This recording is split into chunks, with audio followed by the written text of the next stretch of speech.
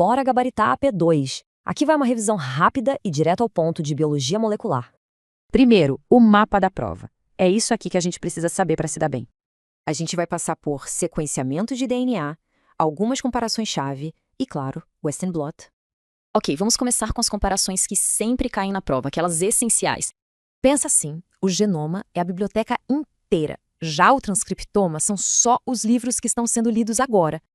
E para estudar esses genes ativos, usamos o cDNA, que é uma cópia deles, já sem os introns. Sequenciar de novo é como desbravar um mapa do zero. Já o ressequenciamento é comparar com um mapa que já existe. Então a diferença é clara: short reads para ressequenciar, long reads para montar genomas novos. Pausa para pensar. Para montar o genoma de uma espécie nova, qual leitura seria mais eficiente? Acertou quem pensou em long reads. Elas facilitam demais a montagem de sequências desconhecidas. Beleza, agora vamos voltar um pouco lá no começo de tudo, com o método de Sanger. A ideia de Sanger era usar a DNA polimerase para criar fragmentos de DNA de todos os tamanhos possíveis. E a grande sacada dele, o que permitia isso, era um ingrediente todo especial. Os dideoxinucleotídeos, ou DDNTPs. Eles basicamente funcionam como um stop, terminando a cadeia de DNA. Aí, a partir de Sanger, veio a revolução, o sequenciamento de nova geração, o famoso NGS. O NGS é o método de Sanger, só que numa escala massiva e paralela. São milhões de leituras de uma vez só. Ok, saímos do DNA e vamos para as proteínas. A técnica que não pode faltar, o Western blot. O Western blot, ou immunoblot, serve para uma coisa: detectar uma proteína específica no meio de uma amostra. O processo tem 4 etapas. Separa as proteínas, transfere para uma membrana, sonda com anticorpo e, por fim, detecta. Para fechar com chave de ouro, aqui vai um checklist final para a revisão da VESPA. É bom garantir que todos esses conceitos estão na ponta da língua. São eles que vão aparecer na prova. E para finalizar, uma reflexão. Como o diagnóstico e a genômica juntos moldam a medicina do futuro? Bora gabaritar a P2. Aqui vai uma revisão rápida e direto ao ponto de biologia molecular. Primeiro, o mapa da prova. É isso aqui que a gente precisa saber para se dar bem. A gente vai passar por sequenciamento de DNA, algumas comparações-chave e, claro, Western blot. Ok, vamos começar com as comparações que sempre caem na prova, aquelas essenciais. Pensa assim, o genoma é a biblioteca inteira. Já o transcriptoma são só os livros que estão sendo lidos agora. E para estudar esses genes ativos, usamos o cDNA, que é uma cópia deles, já sem os introns. Sequenciar de novo é como desbravar um mapa do zero. Já o ressequenciamento é comparar com um mapa que já existe. Então a diferença é clara: short reads para ressequenciar, long reads para montar genomas novos. Pausa para pensar. Para montar o genoma de uma espécie nova, qual leitura seria mais eficiente? Acertou quem pensou em long reads. Elas facilitam demais a montagem de sequências desconhecidas. Beleza, agora vamos voltar um pouco lá no começo de tudo, com o método de Sanger. A ideia de Sanger era usar a DNA polimerase para criar fragmentos de DNA de todos os tamanhos possíveis. E a grande sacada dele, o que permitia isso, era um ingrediente todo especial. Os dideoxinucleotídeos, ou DDNTPs. Eles basicamente funcionam como um stop, terminando a cadeia de DNA. Aí, a partir de Sanger, veio a revolução, o sequenciamento de nova geração, o famoso NGS. O NGS é o método de Sanger, só que numa escala massiva e paralela. São milhões de leituras de uma vez só. Ok, saímos do DNA e vamos para as proteínas. A técnica que não pode faltar, o Western blot. O Western blot, ou immunoblot, serve para uma coisa: detectar uma proteína específica no meio de uma amostra. O processo tem 4 etapas. Separa as proteínas, transfere para uma membrana, sonda com anticorpo e, por fim, detecta. Para fechar com chave de ouro, aqui vai um checklist final para a revisão da VESPA. É bom garantir que todos esses conceitos estão na ponta da língua. São eles que vão aparecer na prova. E para finalizar, uma reflexão. Como o diagnóstico e a genômica juntos moldam a medicina do futuro? Olá! Hoje a gente vai mergulhar num material bem denso de biologia molecular. A nossa missão aqui é transformar essas anotações e resumos numa conversa, sabe? Conectar as ideias. Exato. Vamos sair do básico, de como uma célula controla um gene, e chegar até as ferramentas mais modernas, que permitem ler, escrever e até consertar o código da vida. E a ideia é seguir uma lógica, né? Para tudo fazer sentido. É isso. Uma coisa leva a outra. Entender a regulação ajuda a entender como produzir uma proteína, que, por sua vez, depende da gente saber ler o genoma. Vamos conectar esses pontos. Perfeito. Então, vamos começar pela base de tudo, a regulação. Como é que pode uma célula do cérebro e uma da pele terem o mesmo DNA, mas serem tão diferentes? Essa é a pergunta de 1 milhão. E a resposta é que não é um simples interruptor de liga-desliga. É mais tipo um dimmer de luz, com vários níveis de controle. E onde começa esse controle? Começa no mais físico de todos, o empacotamento do DNA. Se o DNA está super compactado na cromatina, é como um livro fechado. Ninguém lê. A célula precisa primeiro afrouxar aquela região. Ok, livro aberto, e agora? Como começa a leitura, a transcrição? A gente precisa de um endereço de partida, a região promotora. E é aí que a mágica acontece. Existem sequências no DNA, os elementos cis, que são como anotações na margem do livro. Ah, então o elemento cis é fixo, tá ali no DNA. Exato. E existem as proteínas, os fatores de transcrição, que vêm de outros lugares da célula. Eles são os elementos trans. Deixa eu ver se eu entendi. Cis é o endereço e trans é o carteiro que viaja pela célula para encontrar esse endereço e regular a intensidade da leitura. É uma ótima analogia. Exatamente isso. Mas aí, quando a transcrição acontece, o que sai não é a versão final. É um rascunho, o pré-RNA-M. Certo, ele precisa de uma edição, uma pós-produção. O que acontece com ele? 3 coisas cruciais. Primeiro, ele ganha um capacete na ponta, o Cap5, para proteger e identificar. Segundo, o mais incrível, o splicing. Que é a remoção dos introns, as partes que não codificam nada? Isso, os trechos inúteis são cortados, mas o fascinante é que a célula pode cortar e colar os trechos úteis, os exons, de formas diferentes. Peraí, então do mesmo gene, do mesmo rascunho, a célula consegue criar mensagens finais diferentes? Precisamente. É o splicing alternativo. É como um editor que, com o mesmo filme bruto, faz um trailer de comédia e um de drama. Otimização máxima. Genial. E a terceira coisa? No final, a mensagem ganha uma cauda poly-A, uma sequência de As que funciona como um estabilizador. Define quanto tempo essa mensagem vai durar. Mas o controle ainda não acabou, né? Mesmo com a mensagem pronta, a proteína ainda não existe. Exato. A célula ainda controla se e quando vai traduzir. E depois que a proteína é produzida, o último nível de controle é o descarte. Como assim, descarte? Uma proteína que não é mais necessária ou está danificada é marcada com uma etiqueta molecular chamada ubiquitina. E essa etiqueta é um sinal. Para o triturador de lixo da célula, o proteassoma. Ele reconhece a ubiquitina e destrói a proteína. É a faxina final, um processo tão importante que rendeu um Nobel. Ok, para a gente fixar essa primeira parte, qual a diferença fundamental entre um elemento cis e um trans? O cis é uma sequência de DNA, fica ali, fixa perto do gene que regula.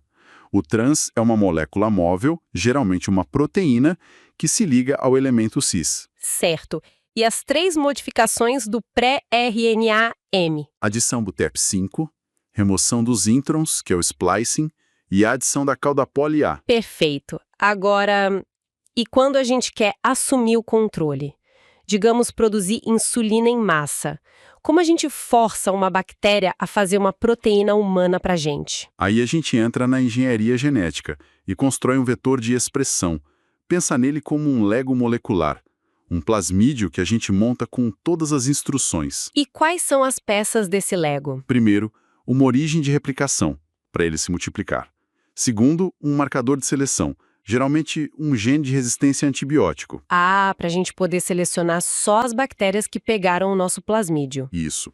E o principal, um promotor muito forte para garantir muita transcrição e um local para a gente encaixar nosso gene, o sítio de múltipla clonagem. Parece um plano perfeito, mas imagino que tenha problemas. Tem.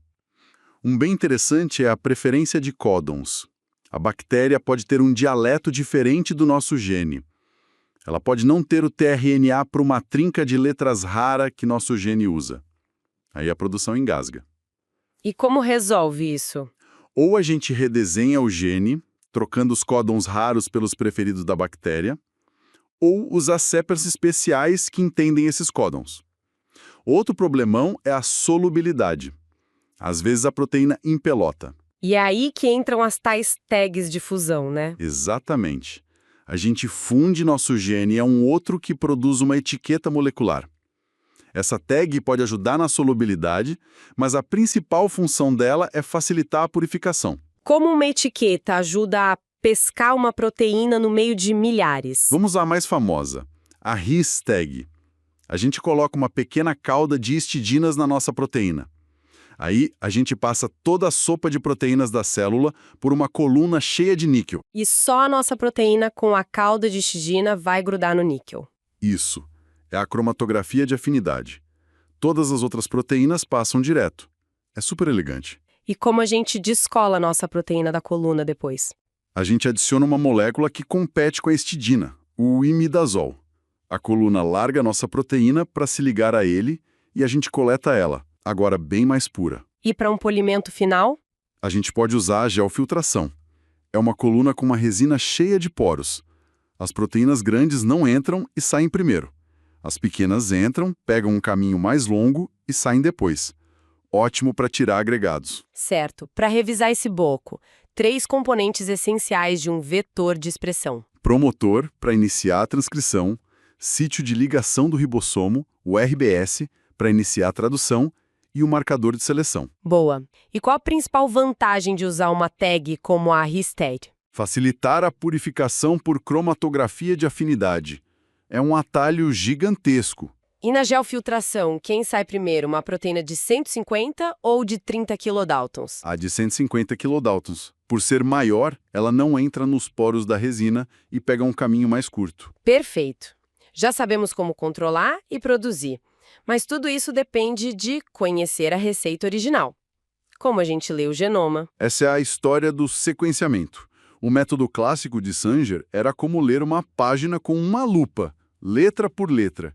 Preciso, mais lento e caro. E aí veio o NGS, o sequenciamento de nova geração, e mudou tudo. Completamente. A filosofia do NGS é tipo fotocopiar a biblioteca inteira em milhões de pedacinhos e ler tudo ao mesmo tempo. A Illumina, que domina o mercado, faz isso com flashes de luz. É um sequenciamento massivo em paralelo, mas eu vejo falarem de leituras curtas e leituras longas. Por que isso é importante? Imagina montar um quebra-cabeça de 1000 peças de um céu azul. Só com peças pequenas é quase impossível. Isso são as leituras curtas. Elas são boas para achar pequenas diferenças se você já tem a foto de referência. Mas os genomas são cheios desse céu azul, as regiões repetitivas. Exato. E as leituras longas, de tecnologias como PacBio ou Nanopore, são as peças grandes do quebra-cabeça. Elas atravessam essas regiões repetitivas e conectam tudo. São essenciais para montar um genoma do zero, a montagem de novo. E isso nos leva às ômicas. Qual a diferença entre um estudo de genoma e um de transcriptoma? O genoma é o livro de receitas completo. É o potencial, basicamente estático. O transcriptoma é a lista de quais receitas estão sendo usadas agora, naquela célula. É uma foto dinâmica do que a célula está fazendo. E a metagenômica? Na metagenômica, a gente sequencia o DNA de toda uma comunidade de micro-organismos de uma amostra como o do nosso intestino, para entender quem está lá e o que estão fazendo. Ok, fechando aqui. A principal diferença de escala entre Sanger e NGS? Sanger sequencia um fragmento por vez. NGS sequencia milhões ao mesmo tempo. E por que leituras longas são tão importantes para a montagem de novo? Porque elas conseguem atravessar regiões repetitivas, que são o maior desafio para a montagem, funcionando como pontes que conectam os blocos do genoma. Essa capacidade de ler e entender o código nos leva direto para a edição. Os organismos geneticamente modificados. Exato. Um OGM é um organismo que teve o DNA alterado em laboratório de forma precisa. O feijão da Embrapa, resistente a vírus, é um ótimo exemplo. A gente pega o gene de resistência e insere no genoma do feijão. E como se faz essa inserção? Eu ouvi falar de uma pistola de genes. Sim, a biobalística é literalmente atirar micropartículas de ouro cobertas de DNA nas células. É meio bruto, mas funciona. Mas hoje, a tecnologia que revolucionou tudo foi o CRISPR-Cas9. O famoso CRISPR. E o mais legal é que nós pegamos isso da natureza, né? Sim, é um sistema de defesa de bactérias contra vírus. As pesquisadoras Charpentier e Doudna perceberam que dava para reprogramar. Ele tem 2 componentes.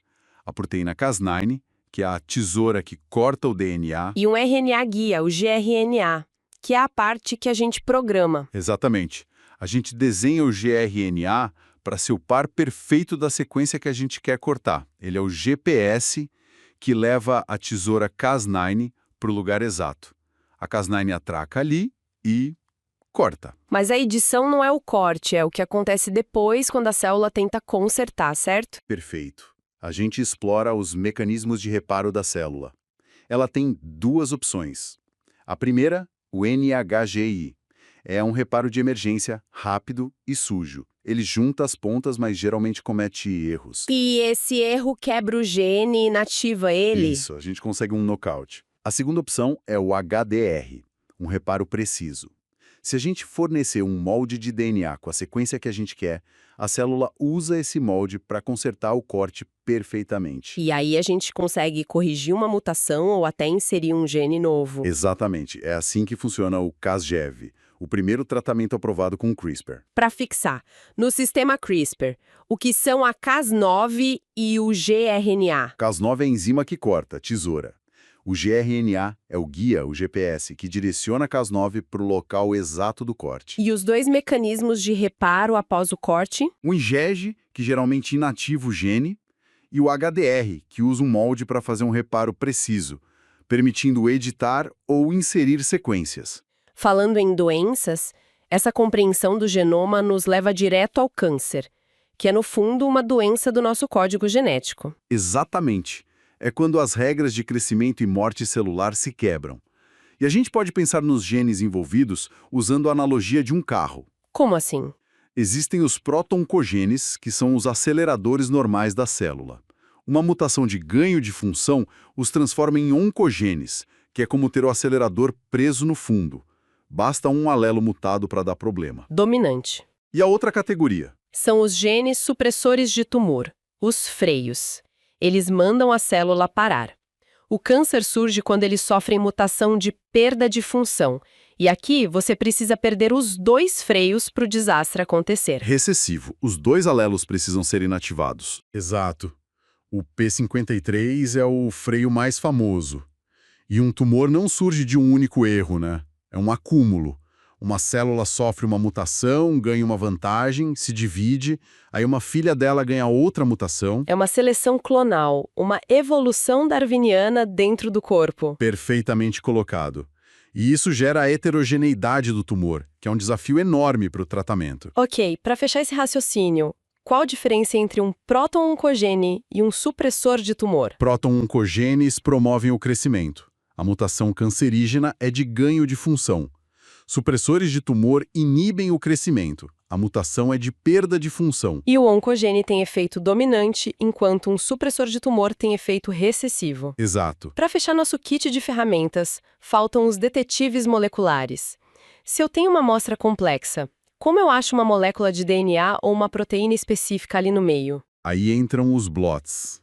A ideia central é usar uma sonda, que pode ser um pedaço de DNA ou um anticorpo, que se liga com altíssima especificidade ao seu alvo. E para DNA, a técnica é o Southern Blot. Isso. A gente corta o DNA em pedaços, separa por tamanho num gel e depois transfere esse padrão para uma membrana, como um carimbo. Aí a gente incuba a membrana com a nossa sonda de DNA marcada. E a sonda só vai grudar onde tiver a sequência complementar a ela. Exato.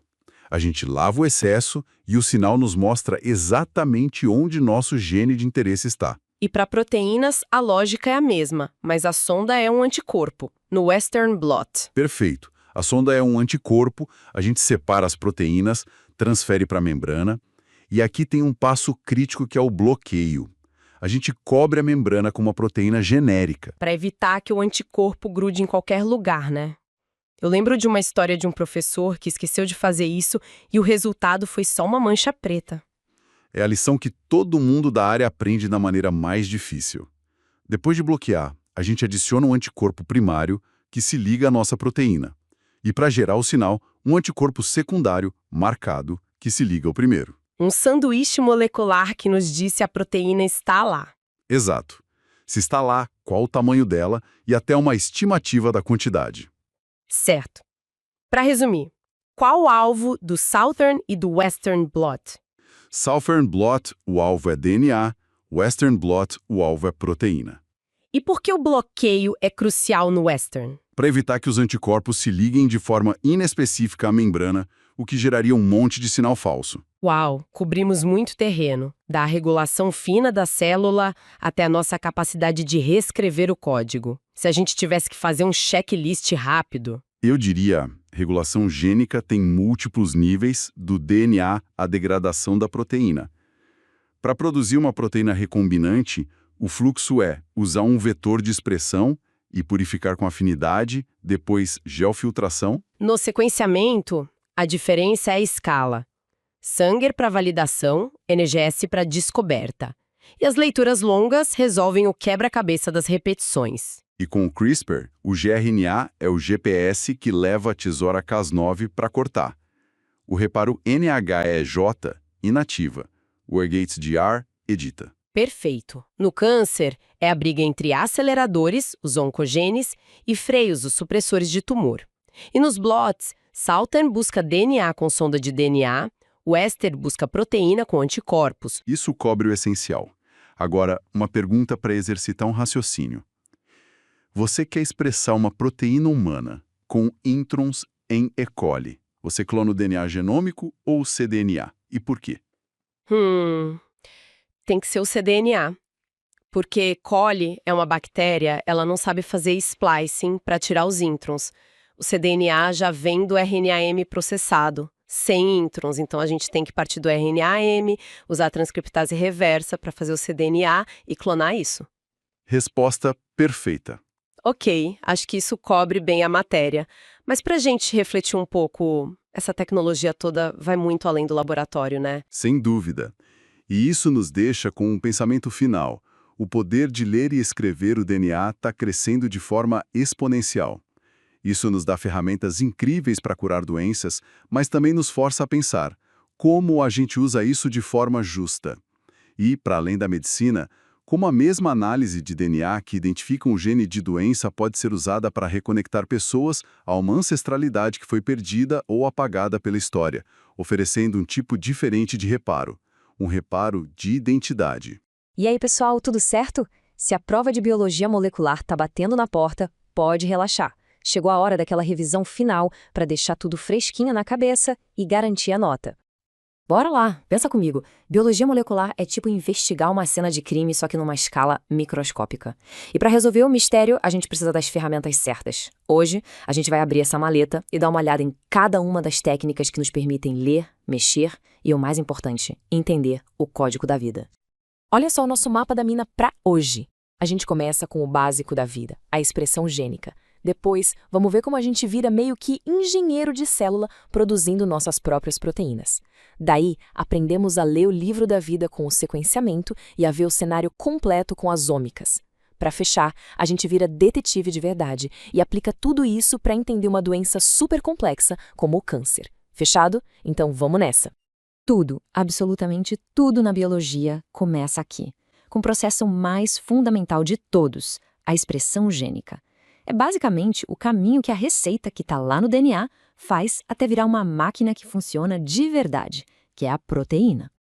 Essa jornada tem 4 paradas obrigatórias. Primeiro, a transcrição. O DNA é copiado num mensageiro, o mRNA. Simples. Depois, esse mensageiro passa por uma edição, o processamento, onde a gente tira as partes que não servem para nada, os introns, sabe? Aí vem a tradução. O ribossomo entra em cena, lê a mensagem e vai montando a proteína, pecinha por pecinha. E por último, as modificações pós-traducionais, que são o toque final que ativa a proteína para ela finalmente poder trabalhar. Ok, já entendemos como a natureza faz, mas e a gente? Como assumimos o controle disso? No laboratório, a gente consegue transformar células, tipo a bactéria E. coli, em verdadeiras fábricas para produzir a proteína que a gente quiser. E para montar essa fábrica, precisamos de um kit básico. O vetor de expressão é o pendrive que usamos para levar nosso gene para dentro da célula. O promotor induzível é tipo o botão de liga-desliga da produção. A sequência tem que estar in frame, e isso é crucial. Pensa assim, se o código genético for lido errado, pulando uma letra que seja, a proteína sai toda bugada. E por fim, as tags de afinidade. Elas são como um crachá de identificação que a gente bota na nossa proteína para achar e pegar ela fácil no meio de um monte de outras tags. Agora, um exemplo clássico de prova. Fica ligado! Qual a diferença entre cromatografia de afinidade e geofiltração? Pensa assim, ó. A afinidade é o primeiro passo, é a pesca da nossa proteína, aquela com um crachá. É super específica e já deixa a nossa amostra bem limpa. A geofiltração é o polimento. Ela separa as proteínas por tamanho, tirando qualquer sujeirinha que sobrou ou aquelas proteínas que se juntaram e formaram agregados. É o refino final para deixar tudo perfeito. Beleza, produzir proteína é legal, mas e se a gente quiser ler a receita original, o manual de instruções? É aí que entra o sequenciamento de DNA, a tecnologia que literalmente nos permite ler a ordem exata das letrinhas A, T, C e G. E a evolução disso aqui foi um negócio absurdo. Começou lá com o método de Sanger em 77, que foi a base do projeto Genoma Humano, mas a grande virada de chave mesmo veio a partir de 2005, com o sequenciamento de nova geração, o famoso NGS. Cara, pensa nisso. O que levava anos e custava bilhões de dólares, hoje a gente faz em dias, por uma merreca. Mudou o jogo completamente. Essa tabela aqui é ouro para a prova, então presta atenção. A Illumina é como se fosse um leitor super preciso que lê milhões de frases curtinhas de um livro. É perfeita para achar pequenas diferenças, tipo erros de digitação num livro que a gente já conhece. Já a PacBio e a Nanopore são diferentes. Elas conseguem ler capítulos inteiros de uma vez. Essas leituras longas são essenciais para montar um livro do zero, o tal do Genovo, ou para entender parágrafos super complicados, que são as isoformas. A escolha da ferramenta, no fim, sempre depende da pergunta que se quer responder. 3 conceitos que têm que estar na ponta da língua. Read length, ou comprimento de leitura, é o tamanho do pedaço de DNA que a máquina lê. Cobertura é quantas vezes, em média, cada letrinha do genoma foi lida. Uma cobertura alta, tipo 30x, quer dizer que cada base foi lida umas 30 vezes. Isso dá muito mais confiança no resultado, né? E claro, a diferença entre montar um quebra-cabeça do zero, que é o de novo, e só conferir as peças de um que já estava montado, que é o ressequenciamento. Alerta de pegadinha número 1, cuidado para não cair nessa na prova. Sequenciamento Sanger é a mesma coisa que PCR? Não, de jeito nenhum. O PCR é uma máquina de Xerox. A amplificação dele é exponencial. Ele dobra a quantidade de DNA a cada ciclo. O objetivo é per milhões de cópias. Já o Sanger, ele quer ler. A amplificação dele é linear e ele usa os terminadores especiais, os ddNTPs, que param a cópia em pontos diferentes. O objetivo não é quantidade, e sim ter fragmentos de todos os tamanhos para poder ler a sequência original. Beleza, até agora a gente estava olhando as coisas com uma lupa. Agora vamos subir num drone para ver a paisagem inteira. Em vez de olhar um gene de cada vez, as ômicas permitem que a gente estude sistemas biológicos inteiros de uma só vez. A distinção mais importante aqui é entre genômica e transcriptômica. O genoma, que é o DNA completo, é o livro de receitas da célula. Ele mostra tudo o que a célula pode, em tese, fazer. Já o transcriptoma, que é o conjunto dos mRNAs, é uma foto do que a célula está fazendo naquele exato momento. É uma foto dinâmica, que muda o tempo todo. E se a gente não tiver um único organismo, mas um ambiente inteiro? Aí entra a metagenômica. A gente basicamente pega o DNA de toda a comunidade de micróbios de um lugar. Pode ser do solo, do nosso intestino ou de um lago bizarro e cor-de-rosa como o Lago Hillier lá na Austrália. Isso é incrível porque permite estudar aqueles 99% dos micróbios que a gente nem consegue cultivar em laboratório. A gente descobre quem está lá e o que eles estão fazendo. Segunda pegadinha, e essa é clássica. Para saber quais genes estão ativos, o que a gente sequencia, o DNA ou o cDNA? A resposta certa é cDNA. Pensa bem, o DNA do genoma só mostra o potencial. Para ver a atividade real, a gente tem que pegar os mRNAs, que são a prova de que a transcrição aconteceu. Aí usamos uma enzima para transformar esses mRNAs em cDNA, que é uma cópia mais estável. É esse cDNA que sequenciamos no que chamamos de transcriptômica ou RNA-seq. Agora, vamos voltar para o nosso trabalho de detetive. Como é que a gente acha uma molécula específica, um gene ou uma proteína no meio de uma sopa com milhares de outras coisas? Usamos sondas e a técnica de blotting. Outro clássico de prova para não errar: Southern versus Western blot. O Southern blot procura por uma sequência de DNA. A sonda é um pedacinho de DNA marcado que gruda no alvo. A pergunta que ele responde é: esse gene existe aqui? Já o Western blot procura por uma proteína. A sonda, nesse caso, é um anticorpo que reconhece a proteína. A pergunta é outra: essa proteína está sendo produzida pela célula? E para nunca mais esquecer isso na hora da prova, aqui vai o mnemônico salvador. Southern detecta DNA. Grava isso. Se isso ficar na memória, já se sabe que o Western é o que sobrou para detectar proteínas. Simples, direto e que salva de uma confusão. Para fechar com chave de ouro, vamos juntar tudo o que aprendemos e aplicar num dos maiores desafios da biologia: o câncer. Porque, no fundo, o câncer é uma doença do nosso genoma. O câncer basicamente aparece quando rola um desequilíbrio em dois tipos de genes. Os oncogenes são tipo o acelerador do carro. Uma mutação de ganho de função faz com que ele fique travado, acelerando a divisão da célula sem parar. Já os genes supressores de tumor são os freios do carro. Uma mutação de perda de função quebra esses freios e a célula simplesmente perde a capacidade de parar de se dividir. E é aqui que a mágica acontece, que tudo se conecta. Usamos o NGS para ler o DNA do tumor e achar as mutações, para ver qual freio quebrou ou qual acelerador travou. Usamos o Western blot para confirmar se a proteína do freio, como a famosa P53, realmente sumiu. E usamos o RNA-seq para ver se o gene acelerador está sendo super espesso, produzindo nRNA demais. Cada ferramenta dá uma peça do quebra-cabeça. Ok, revisão de 1 minuto, o suprassumo para a prova. Se for para lembrar de uma coisa só, que seja isso: cDNA representa gene ativo, não tem introns. Sequenciamento, long read para montar genoma do zero, short read para comparar. Ômicas, genoma é o potencial, transcriptoma é a atividade real. Blots, Southern é DNA, Western é proteína. E câncer é uma doença genética de aceleradores e freios.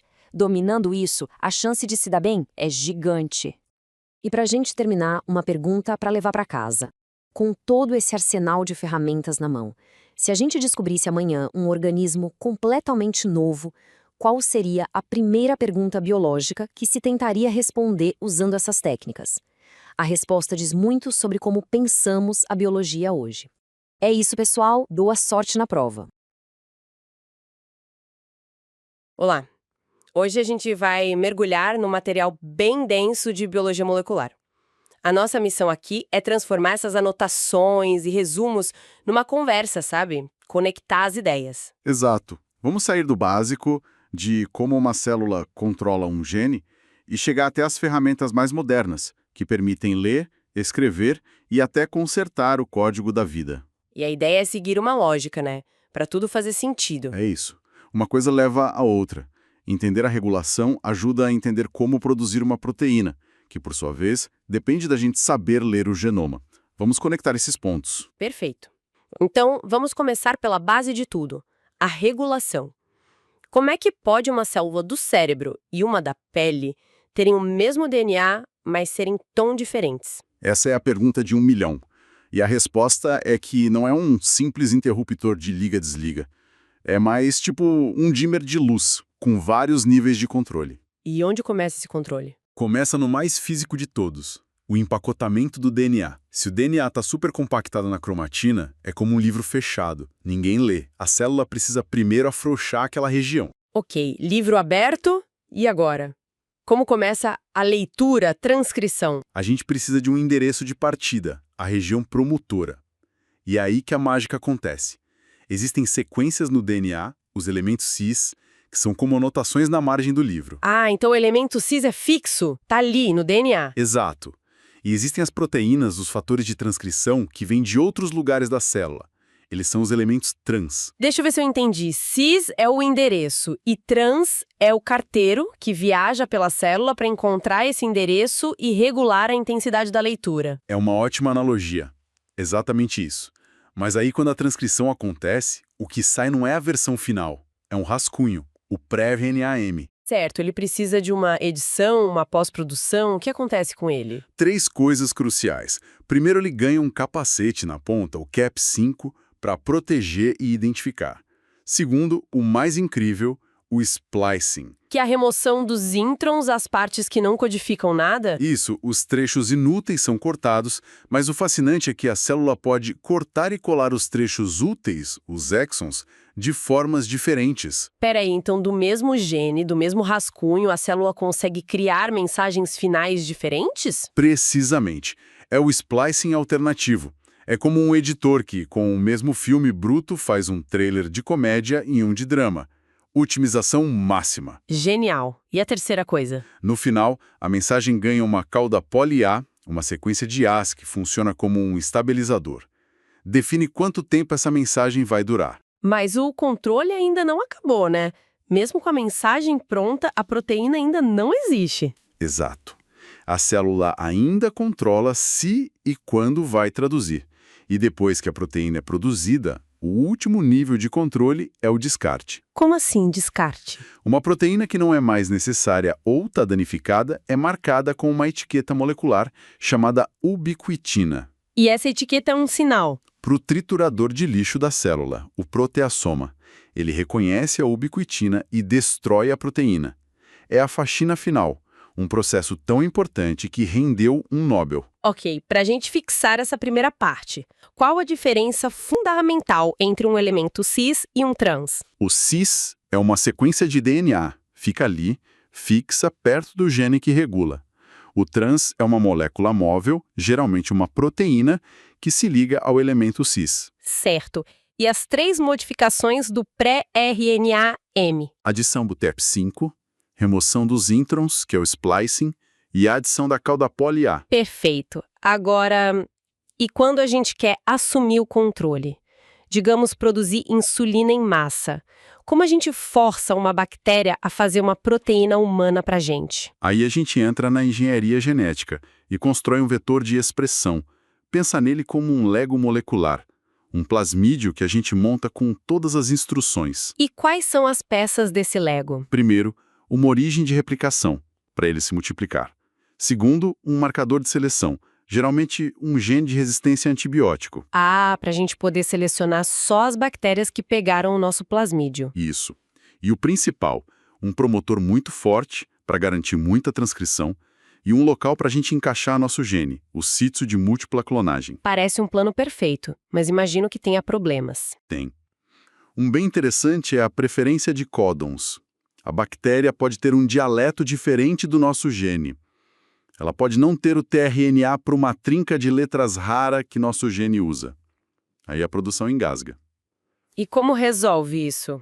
Ou a gente redesenha o gene, trocando os códons raros pelos preferidos da bactéria, ou usar seppers especiais que entendem esses códons. Outro problemão é a solubilidade. Às vezes a proteína empelota. E é aí que entram as tais tags de fusão, né? Exatamente. A gente funde nosso gene a um outro que produz uma etiqueta molecular. Essa tag pode ajudar na solubilidade, mas a principal função dela é facilitar a purificação. Como uma etiqueta ajuda a pescar uma proteína no meio de milhares? Vamos à mais famosa, a RIS tag. A gente coloca uma pequena cauda de histidinas na nossa proteína. Aí, a gente passa toda a sopa de proteínas da célula por uma coluna cheia de níquel. E só a nossa proteína com a cauda de histidina vai grudar no níquel. Isso. É a cromatografia de afinidade. Todas as outras proteínas passam direto. É super elegante. E como a gente descola a nossa proteína da coluna depois?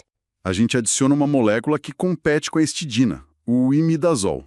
A coluna larga a nossa proteína para se ligar a ele e a gente coleta ela, agora bem mais pura. E para um polimento final?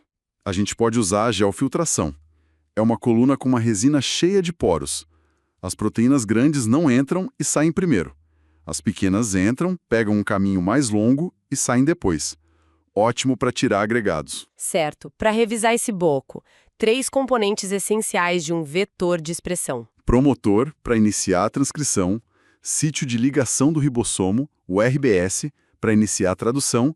E o marcador de seleção. Boa. E qual a principal vantagem de usar uma tag como a RIS tag? Facilitar a purificação por cromatografia de afinidade. É um atalho gigantesco. E na geofiltração, quem sai primeiro, uma proteína de 150 ou de 30 kilodaltons? A de 150 kilodaltons. Por ser maior, ela não entra nos poros da resina e pega um caminho mais curto. Perfeito. Já sabemos como controlar e produzir. Mas tudo isso depende de conhecer a receita original. Como a gente lê o genoma. Essa é a história do sequenciamento. O método clássico de Sanger era como ler uma página com uma lupa, letra por letra. Preciso, mais lento e caro. E aí veio o NGS, o sequenciamento de nova geração, e mudou tudo. Completamente. A filosofia do NGS é tipo fotocopiar a biblioteca inteira em milhões de pedacinhos e ler tudo ao mesmo tempo. A Illumina, que domina o mercado, faz isso com flashes de luz. É um sequenciamento massivo em paralelo, mas eu vejo falarem de leituras curtas e leituras longas. Por que isso é importante? Imagina montar um quebra-cabeça de 1000 peças de um céu azul. Só com peças pequenas é quase impossível. Isso são as leituras curtas. Elas são boas para achar pequenas diferenças se você já tem a foto de referência. Mas os genomas são cheios desse céu azul, as regiões repetitivas. Exato. E as leituras longas, de tecnologias como PacBio ou Nanopore, são as peças grandes do quebra-cabeça. Elas atravessam essas regiões repetitivas e conectam tudo. São essenciais para montar um genoma do zero, a montagem de novo. E isso nos leva às ômicas. Qual a diferença entre um estudo de genoma e um de transcriptoma? O genoma é o livro de receitas completo. É o potencial, basicamente estático. O transcriptoma é a lista de quais receitas estão sendo usadas agora, naquela célula. É uma foto dinâmica do que a célula está fazendo. E a metagenômica? Na metagenômica, a gente sequencia o DNA de toda uma comunidade de micro-organismos, de uma amostra como o do nosso intestino, para entender quem está lá e o que estão fazendo. Ok, fechando aqui. A principal diferença de escala entre Sanger e NGS? Sanger sequencia um fragmento por vez. NGS sequencia milhões ao mesmo tempo. E por que leituras longas são tão importantes para a montagem de novo? Porque elas conseguem atravessar regiões repetitivas, que são o maior desafio para a montagem, funcionando como pontes que conectam os blocos do genoma. Essa capacidade de ler e entender o código nos leva direto para a edição. Os organismos geneticamente modificados. Exato. Um OGM é um organismo que teve o DNA alterado em laboratório de forma precisa. O feijão da Embrapa, resistente a vírus, é um ótimo exemplo. A gente pega o gene de resistência e insere no genoma do feijão. E como se faz essa inserção? Eu ouvi falar de uma pistola de genes. Sim, a biobalística é literalmente atirar micropartículas de ouro cobertas de DNA nas células. É meio bruto, mas funciona. Mas hoje, a tecnologia que revolucionou tudo foi o CRISPR-Cas9. O famoso CRISPR. E o mais legal é que nós pegamos isso da natureza, né? Sim, é um sistema de defesa de bactérias contra vírus. As pesquisadoras Charpentier e Doudna perceberam que dava para reprogramar. Ele tem 2 componentes. A proteína Cas9, que é a tesoura que corta o DNA. E um RNA guia, o gRNA, que é a parte que a gente programa. Exatamente. A gente desenha o gRNA para ser o par perfeito da sequência que a gente quer cortar. Ele é o GPS que leva a tesoura Cas9 para o lugar exato. A Cas9 atraca ali e corta. Mas a edição não é o corte, é o que acontece depois quando a célula tenta consertar, certo? Perfeito. A gente explora os mecanismos de reparo da célula. Ela tem 2 opções. A primeira, o NHGI. É um reparo de emergência rápido e sujo. Ele junta as pontas, mas geralmente comete erros. E esse erro quebra o gene e inativa ele? Isso, a gente consegue um nocaute. A segunda opção é o HDR, um reparo preciso. Se a gente fornecer um molde de DNA com a sequência que a gente quer, a célula usa esse molde para consertar o corte perfeitamente. E aí a gente consegue corrigir uma mutação ou até inserir um gene novo. Exatamente, é assim que funciona o Casgevy, o primeiro tratamento aprovado com CRISPR. Para fixar, no sistema CRISPR, o que são a Cas9 e o gRNA? Cas9 é a enzima que corta, tesoura. O gRNA é o guia, o GPS, que direciona a Cas9 para o local exato do corte. E os dois mecanismos de reparo após o corte? O IgG, que geralmente inativa o gene, e o HDR, que usa um molde para fazer um reparo preciso, permitindo editar ou inserir sequências. Falando em doenças, essa compreensão do genoma nos leva direto ao câncer, que é, no fundo, uma doença do nosso código genético. Exatamente. É quando as regras de crescimento e morte celular se quebram. E a gente pode pensar nos genes envolvidos usando a analogia de um carro. Como assim? Existem os proto-oncogenes, que são os aceleradores normais da célula. Uma mutação de ganho de função os transforma em oncogenes, que é como ter o acelerador preso no fundo. Basta um alelo mutado para dar problema. Dominante. E a outra categoria? São os genes supressores de tumor, os freios. Eles mandam a célula parar. O câncer surge quando eles sofrem mutação de perda de função. E aqui você precisa perder os dois freios para o desastre acontecer. Recessivo. Os dois alelos precisam ser inativados. Exato. O P53 é o freio mais famoso. E um tumor não surge de um único erro, né? É um acúmulo. Uma célula sofre uma mutação, ganha uma vantagem, se divide, aí uma filha dela ganha outra mutação. É uma seleção clonal, uma evolução darwiniana dentro do corpo. Perfeitamente colocado. E isso gera a heterogeneidade do tumor, que é um desafio enorme para o tratamento. Ok, para fechar esse raciocínio, qual a diferença entre um proto-oncogene e um supressor de tumor? Proto-oncogenes promovem o crescimento. A mutação cancerígena é de ganho de função. Supressores de tumor inibem o crescimento. A mutação é de perda de função. E o oncogene tem efeito dominante, enquanto um supressor de tumor tem efeito recessivo. Exato. Para fechar nosso kit de ferramentas, faltam os detetives moleculares. Se eu tenho uma amostra complexa, como eu acho uma molécula de DNA ou uma proteína específica ali no meio? Aí entram os blots. A ideia central é usar uma sonda, que pode ser um pedaço de DNA ou um anticorpo, que se liga com altíssima especificidade ao seu alvo. E para DNA, a técnica é o Southern Blot. Isso. A gente corta o DNA em pedaços, separa por tamanho num gel e depois transfere esse padrão para uma membrana, como um carimbo. Aí a gente incuba a membrana com a nossa sonda de DNA marcada. E a sonda só vai grudar onde tiver a sequência complementar a ela. Exato. A gente lava o excesso e o sinal nos mostra exatamente onde nosso gene de interesse está. E para proteínas, a lógica é a mesma, mas a sonda é um anticorpo, no Western Blot. Perfeito. A sonda é um anticorpo, a gente separa as proteínas, transfere para a membrana, e aqui tem um passo crítico que é o bloqueio. A gente cobre a membrana com uma proteína genérica. Para evitar que o anticorpo grude em qualquer lugar, né? Eu lembro de uma história de um professor que esqueceu de fazer isso e o resultado foi só uma mancha preta. É a lição que todo mundo da área aprende da maneira mais difícil. Depois de bloquear, a gente adiciona um anticorpo primário que se liga à nossa proteína. E para gerar o sinal, um anticorpo secundário marcado que se liga ao primeiro. Um sanduíche molecular que nos diz se a proteína está lá. Exato. Se está lá, qual o tamanho dela e até uma estimativa da quantidade. Certo. Para resumir, qual o alvo do Southern e do Western Blot? Southern Blot, o alvo é DNA, Western Blot, o alvo é proteína.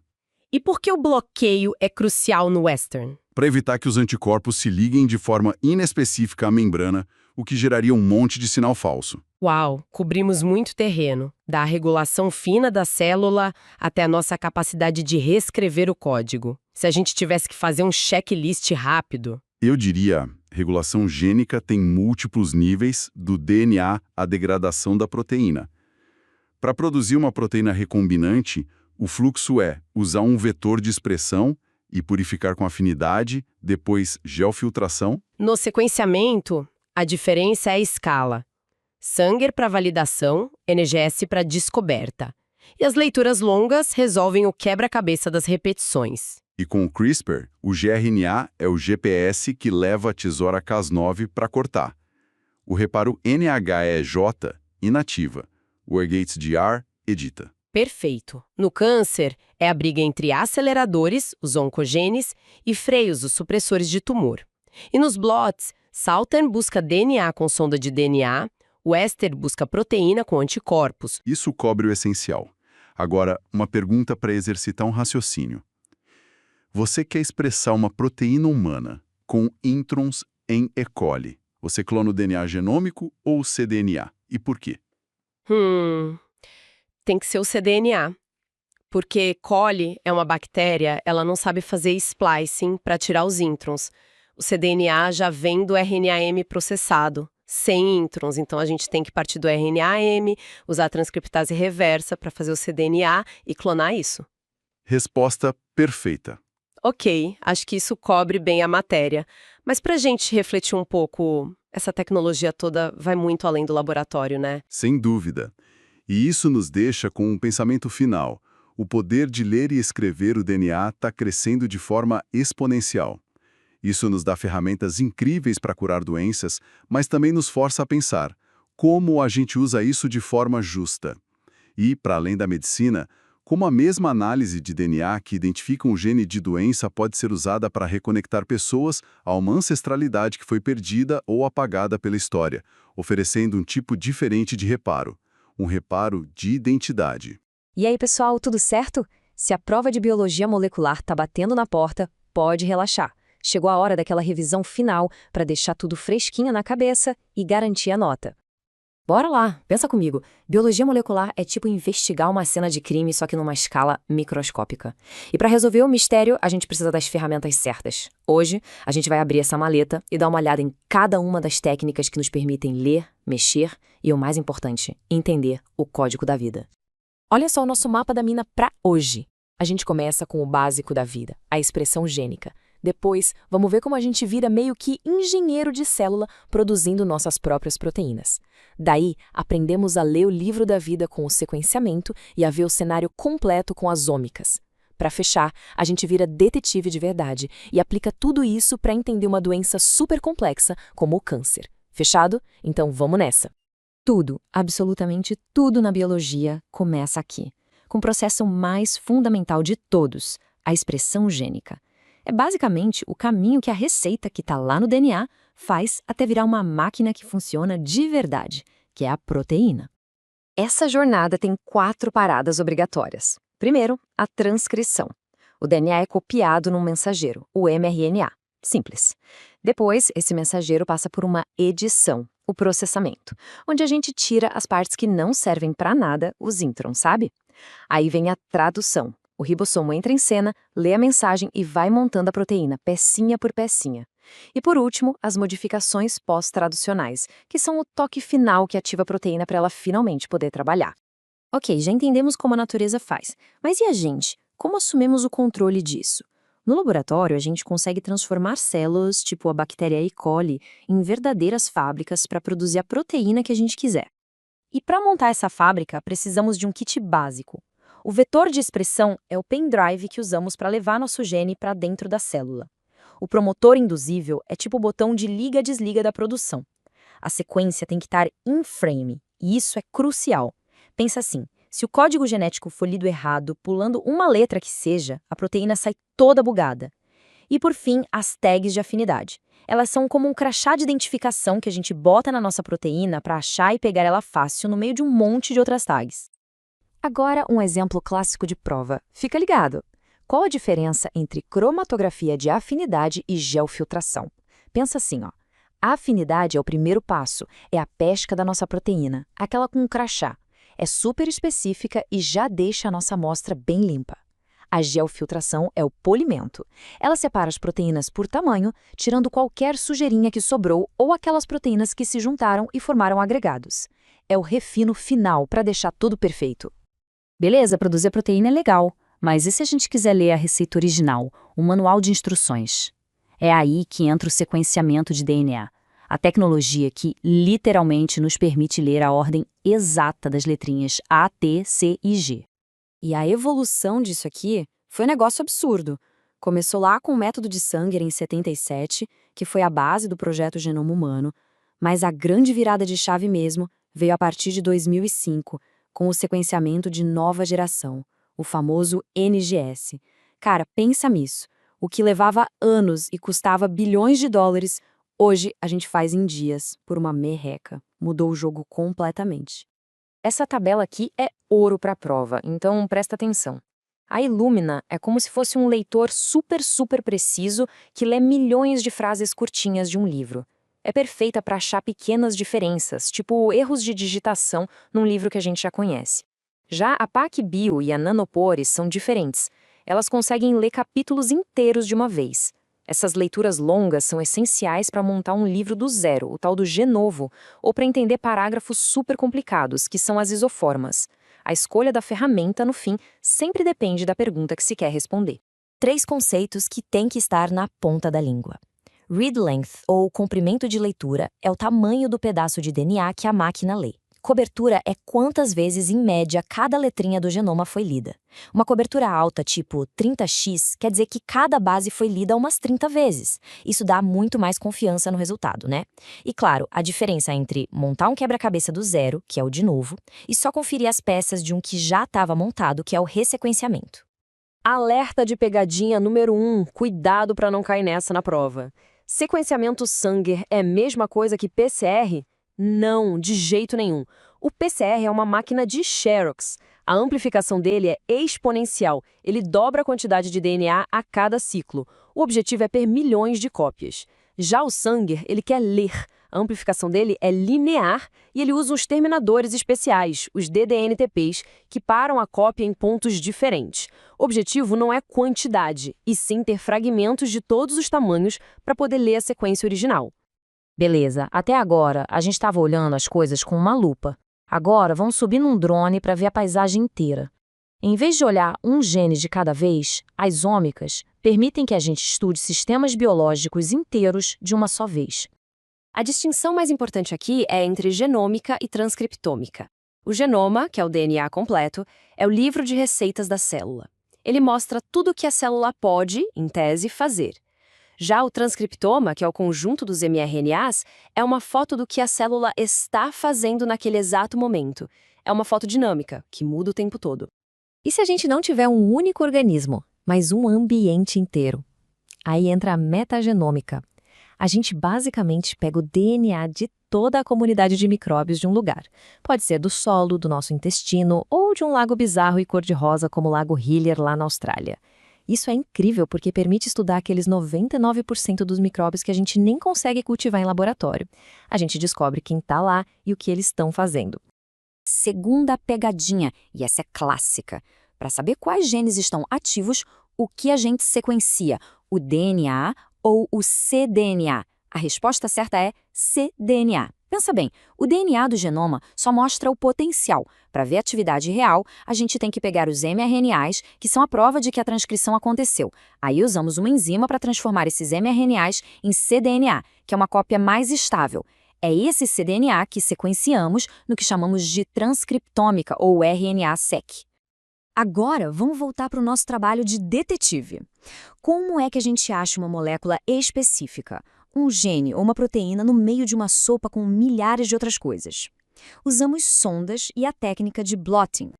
Outro clássico de prova para não errar: Southern versus Western blot. O Southern blot procura por uma sequência de DNA. A sonda é um pedacinho de DNA marcado que gruda no alvo. A pergunta que ele responde é: esse gene existe aqui? Já o Western blot procura por uma proteína. A sonda, nesse caso, é um anticorpo que reconhece a proteína. A pergunta é outra: essa proteína está sendo produzida pela célula? E para nunca mais esquecer isso na hora da prova, aqui vai o mnemônico salvador: Southern detecta DNA. Grava isso. Se isso ficar na memória, já se sabe que o Western é o que sobrou para detectar proteínas. Simples, direto e que salva de uma confusão. Para fechar com chave de ouro, vamos juntar tudo o que aprendemos e aplicar num dos maiores desafios da biologia: o câncer. Porque, no fundo, o câncer é uma doença do nosso genoma. O câncer basicamente aparece quando rola um desequilíbrio em 2 tipos de genes. Os oncogenes são tipo o acelerador do carro. Uma mutação de ganho de função faz com que ele fique travado, acelerando a divisão da célula sem parar. Já os genes supressores de tumor são os freios do carro. Uma mutação de perda de função quebra esses freios e a célula simplesmente perde a capacidade de parar de se dividir. E é aqui que a mágica acontece, que tudo se conecta. Usamos o NGS para ler o DNA do tumor e achar as mutações, para ver qual freio quebrou ou qual acelerador travou.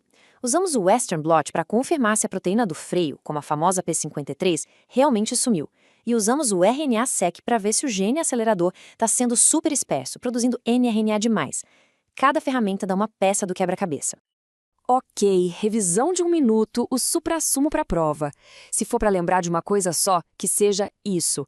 cDNA representa gene ativo, não tem introns. Sequenciamento, long read para montar genoma do zero, short read para comparar. Ômicas, genoma é o potencial, transcriptoma é atividade real. Blots, Southern é DNA, Western é proteína. E câncer é uma doença genética de aceleradores e freios. Dominando isso, a chance de se dar bem é gigante. E para a gente terminar, uma pergunta para levar para casa. Com todo esse arsenal de ferramentas na mão, se a gente descobrisse amanhã um organismo completamente novo, qual seria a primeira pergunta biológica que se tentaria responder usando essas técnicas?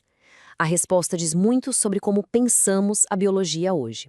É isso, pessoal. Boa sorte na prova.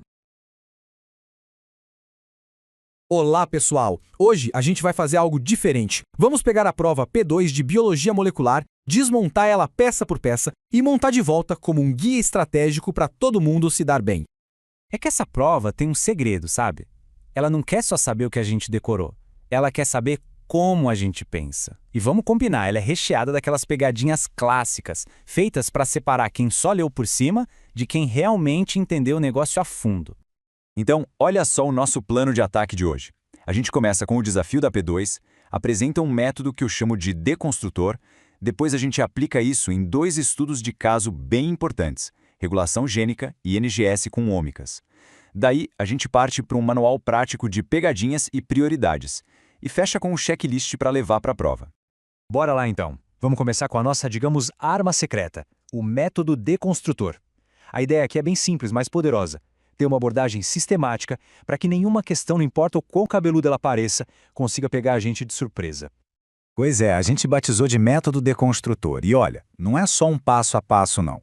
É, na verdade, uma nova forma de olhar para as questões, de transformar aquele nervosismo da prova em um processo bem mais lógico e, principalmente, controlado. Dá uma olhada nesse fluxo aqui. O legal é que ele transforma a resolução de uma questão num processo que dá para repetir sempre, quase como uma linha de montagem.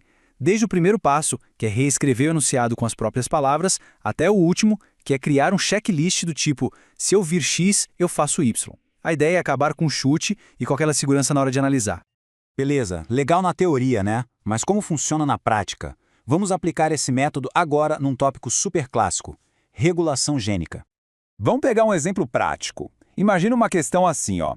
Uma mutação numa sequência de DNA, lá pertinho de um gene, impede que uma proteína repressora se ligue. Resultado: a transcrição aumenta. A pergunta é, essa mutação está num elemento de ação cis ou trans? No fundo, o que essa questão quer saber é se a gente consegue diferenciar o endereço do carteiro. É isso.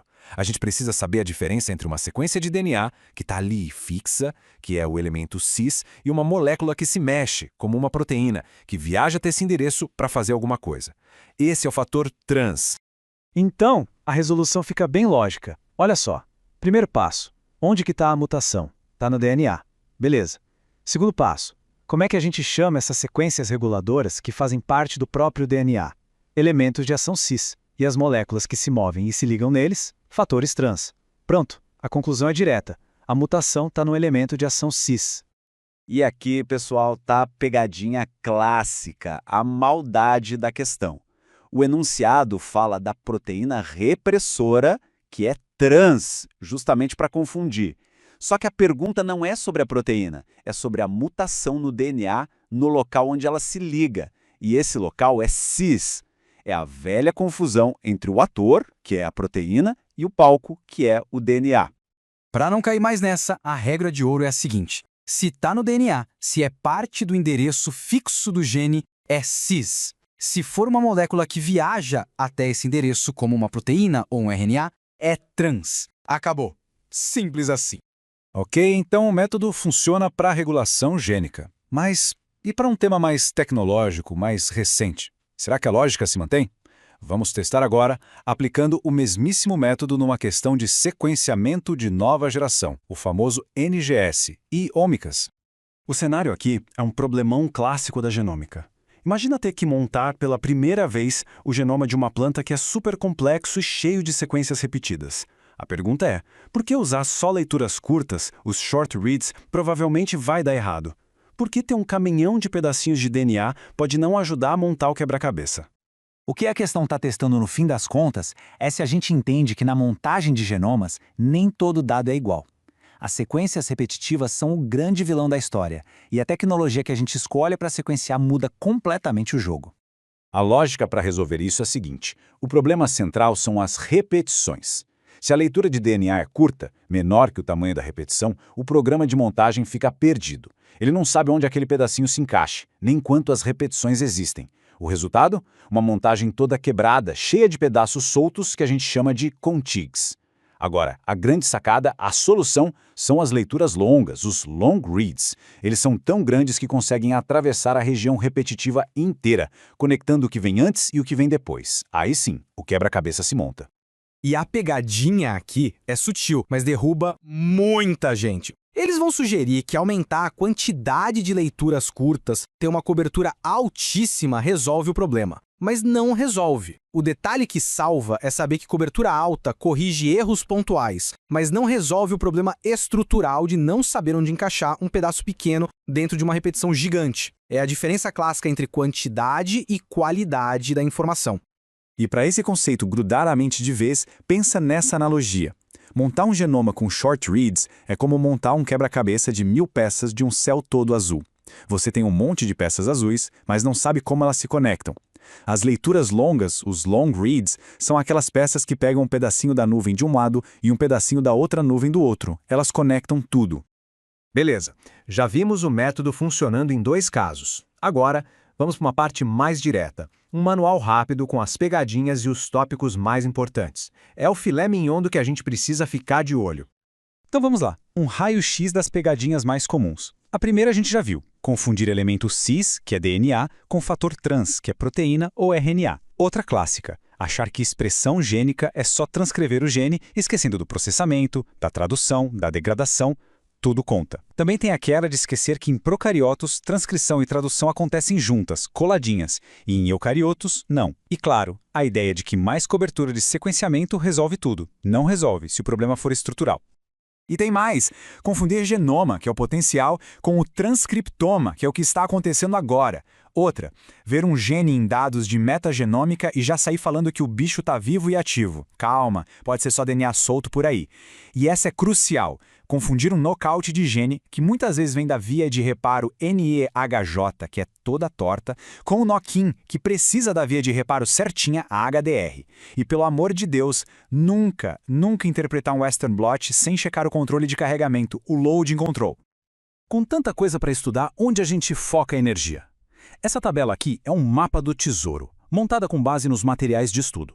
Tópicos com prioridade altíssima, como as camadas de regulação e NGS. Prioridade alta, como CRISPR e ômicas. E média, como proteínas recombinantes e câncer. É aqui que o esforço tem maior retorno. E para fechar com chave de ouro, vamos condensar tudo isso num checklist final. É para ser uma coisa prática, um guia de ação rápida para a hora da prova. É o seu checklist, se eu vir X, eu faço Y.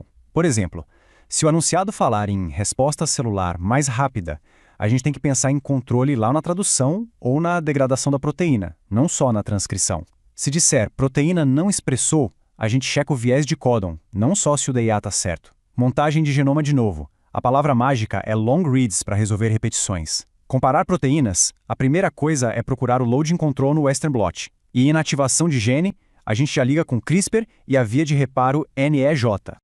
No final das contas, a grande lição é que saber o conteúdo é só metade do caminho. A prova não quer saber só o que a gente sabe. Ela quer saber como a gente usa esse conhecimento para pensar. Dominar a estratégia, o método, é o que realmente faz a diferença entre só passar e ter um resultado excelente.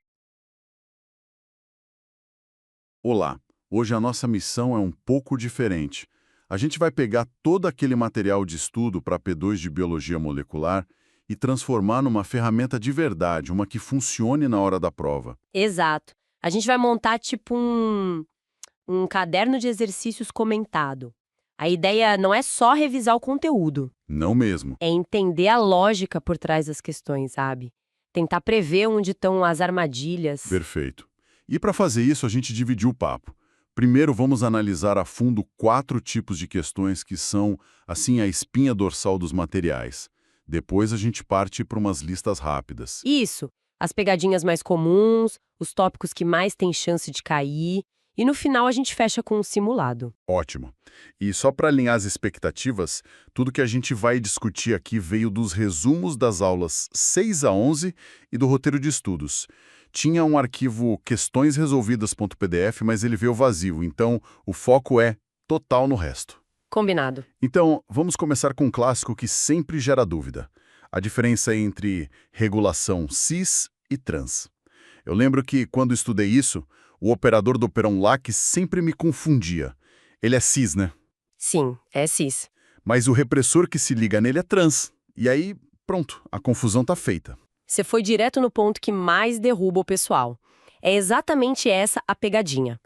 Confundir o endereço no DNA, que é a sequência, com o carteiro, que é a molécula que vai até lá. Entendi. No fundo, o que a questão quer testar é se você entende a localização física das coisas e, por consequência, o alcance do efeito de uma mutação. Ok, então vamos organizar. Cis é algo que está fixo ali no DNA, na mesma molécula que o gene que ele regula. Perfeito. Pense em promotores, enhancers, operadores. São sequências de DNA. Se você tem uma mutação no promotor de um gene, o efeito é local. Afeta só aquele gene, sabe? Naquele cromossomo. É um problema de vizinhança. Exato. Já o trans seria a molécula móvel, o tal carteiro. Pode ser uma proteína, como um fator de transcrição, ou até um microRNA. E essa molécula pode ser produzida por um gene que está em qualquer outro lugar do genoma, certo? Exatamente. Em outro cromossomo, inclusive. Então, se você tem uma mutação no gene que produz esse carteiro, o efeito é global.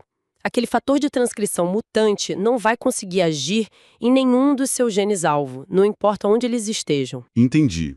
Então, para a prova, o checklist seria: a questão descreve uma mutação numa sequência de DNA que afeta o gene vizinho. A resposta é cis. Isso. Agora se fala de uma mutação num gene que produz uma proteína reguladora e o efeito se espalha por vários outros genes, aí é trans. O erro comum é só decorar. A regra de ouro é se perguntar: isso aqui é um pedaço fixo do DNA ou é uma molécula que viaja pela célula? Cis é o endereço, trans é o carteiro. Simples assim. Certo, isso ficou bem mais claro. Vamos para o próximo, que também lida com essa ideia de escopo. Genoma versus transcriptoma. Muita gente usa quase como sinônimo, mas a informação que eles dão é completamente diferente. Completamente. E é isso que a questão está testando. A sua capacidade de separar o que é potencial genético do que é estado funcional. A diferença entre o que a célula pode fazer e o que ela está fazendo. Exatamente. Eu gosto da analogia da biblioteca que você usou uma vez. Ah, sim. O genoma é a biblioteca inteira, todos os livros na estante, o potencial completo. Aham. E o transcriptoma são só os livros que foram retirados para leitura hoje, a atividade do momento. É uma analogia perfeita. O genoma, o DNA, é um manual completo, ele é relativamente estático, ele responde a perguntas do tipo: quais genes essa pessoa tem? Quais variantes genéticas ela carrega? É o potencial. Já o transcriptoma, o RNA, é super dinâmico. É uma foto. Se eu quero saber como uma célula está respondendo a um tratamento, eu olho o transcriptoma. Exato. Quais genes ligaram ou desligaram em resposta àquilo? E a pegadinha aqui é dupla. A primeira é achar que ter o gene garante que ele está ativo. Claro. E a segunda, que é mais sutil, é achar que muito mRNA, que é o que a gente mede no transcriptoma, significa obrigatoriamente muita proteína. Verdade, tem toda a regulação da tradução, da degradação da proteína. A pergunta é sobre hereditariedade, predisposição, variantes fixas. A resposta é genoma. A pergunta é sobre resposta a estímulo, diferenciação, o que está rolando agora, transcriptoma. Fechado. Genoma é potencial, transcriptoma é ação. É a regra de ouro. informações complementares. Ótimo. Agora vamos para uma tecnologia que parece mágica. CRISPR-Cas9. A pergunta aqui geralmente é sobre como a gente usa isso para desligar um gene ou para corrigir uma sequência. E a imagem que vem é a Cas9 como uma tesoura molecular. Mas é só isso? Ela só corta? Essa é a maior pegadinha de todas. Achar que a Cas9 edita o gene. Não, ela só corta. Ela é a tesoura. O RNA guia é o GPS que leva a tesoura para o lugar certo. O que acontece depois do corte é que define tudo. E isso depende da célula, não do CRISPR. Ah, então o pulo do gato é saber como a própria célula conserta o DNA que foi cortado.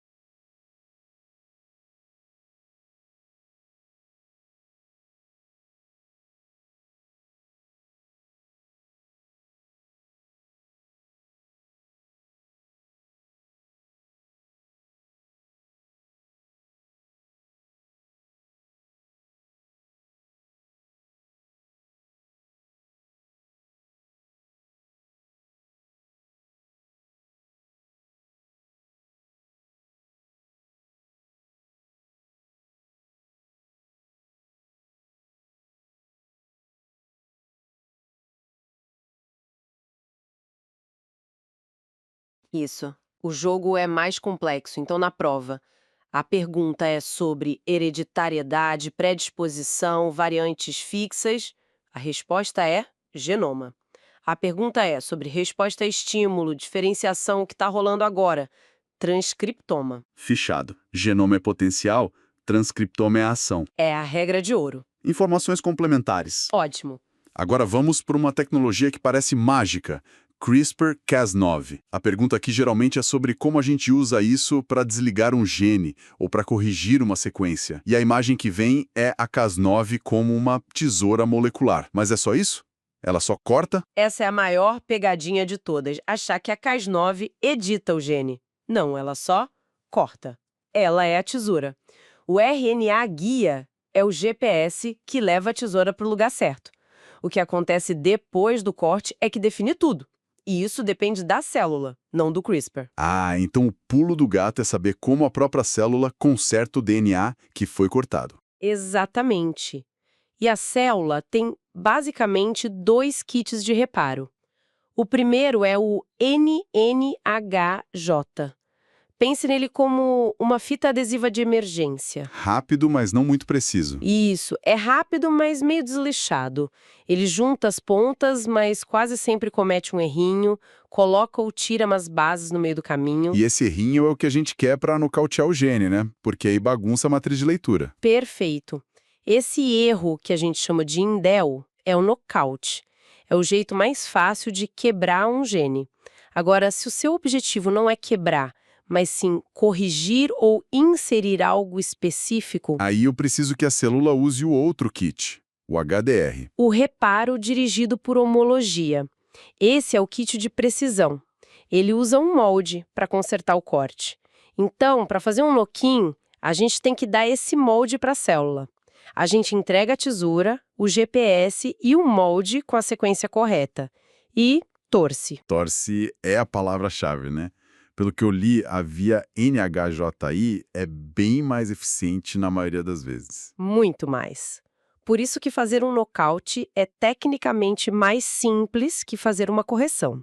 Então, o checklist para a prova objetivo é quebrar ou silenciar?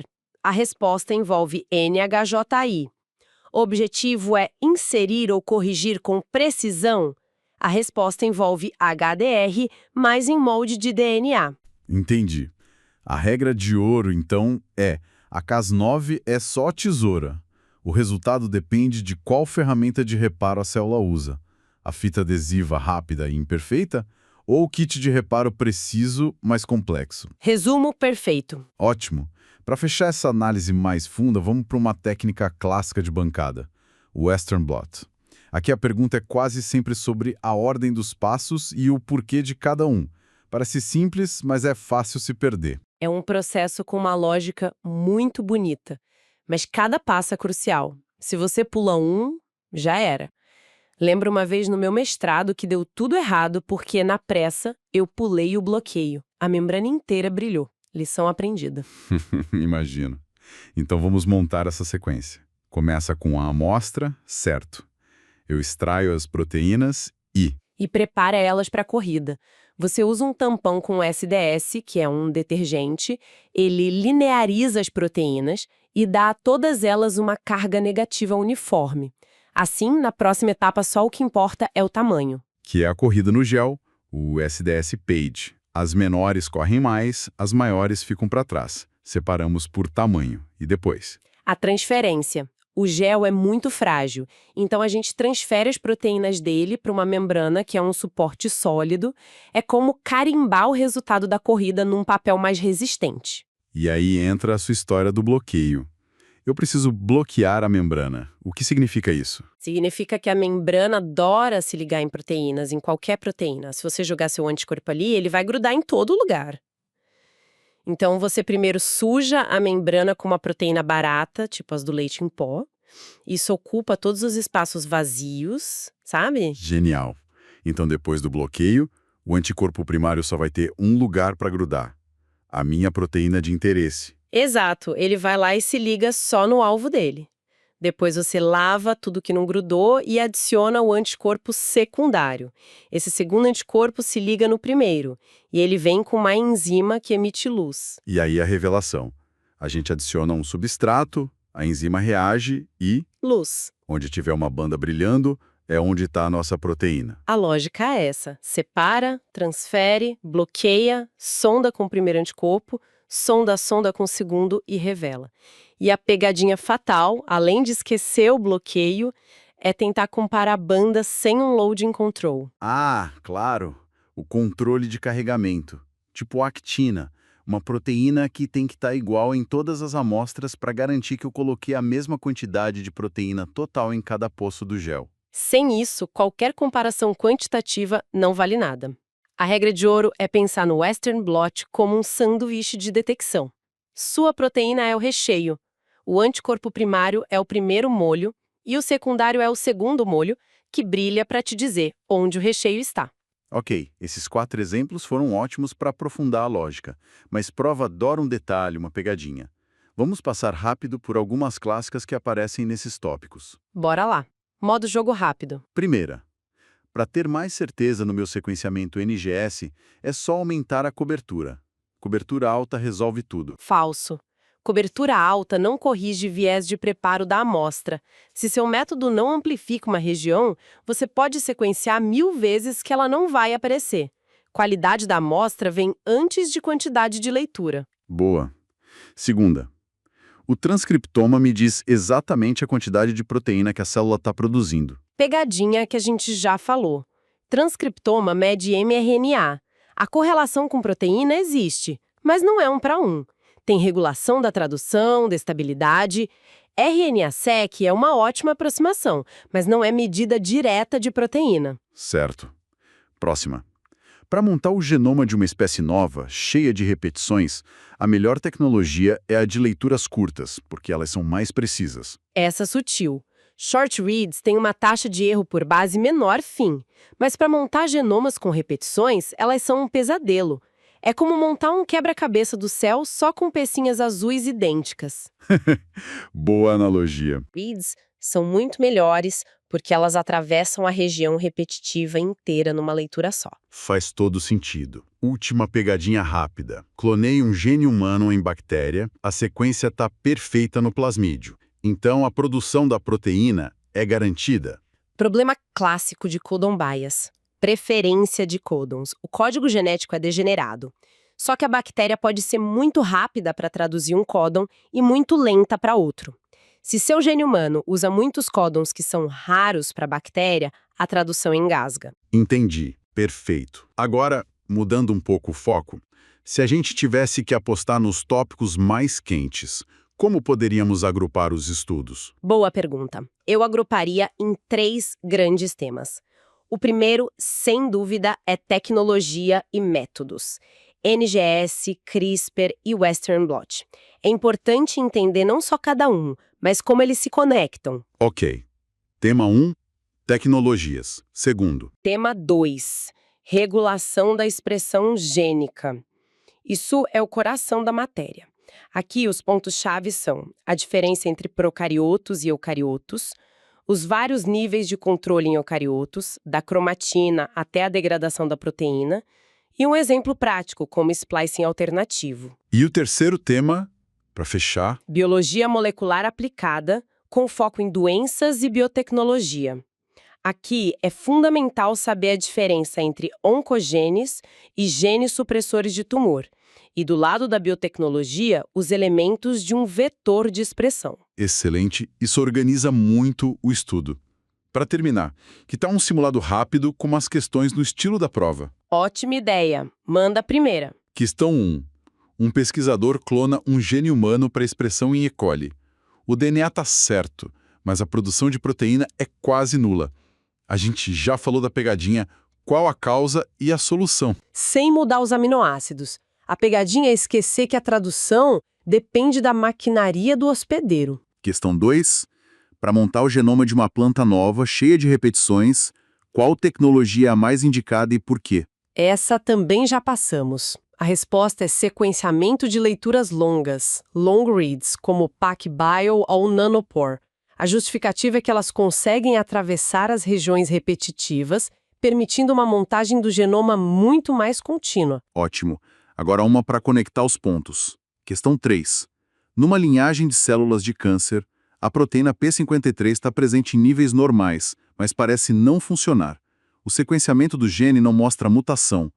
Que mecanismo poderia explicar isso? Essa é uma ótima questão. Ela te força a pensar além da genética. Se o gene está ok e a proteína está lá, o problema pode ser na regulação pós-traducional.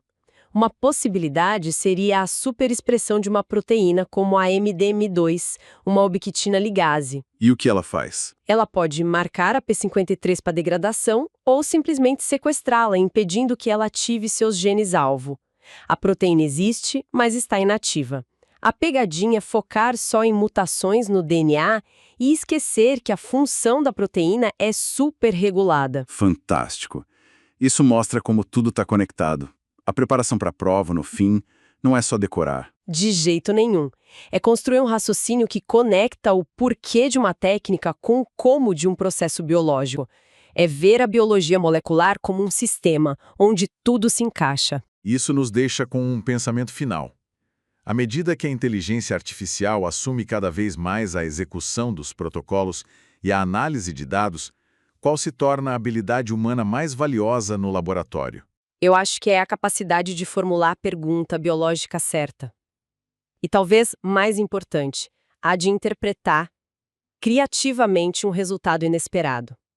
É aquela centelha de curiosidade, de intuição, que por enquanto nenhum algoritmo consegue replicar.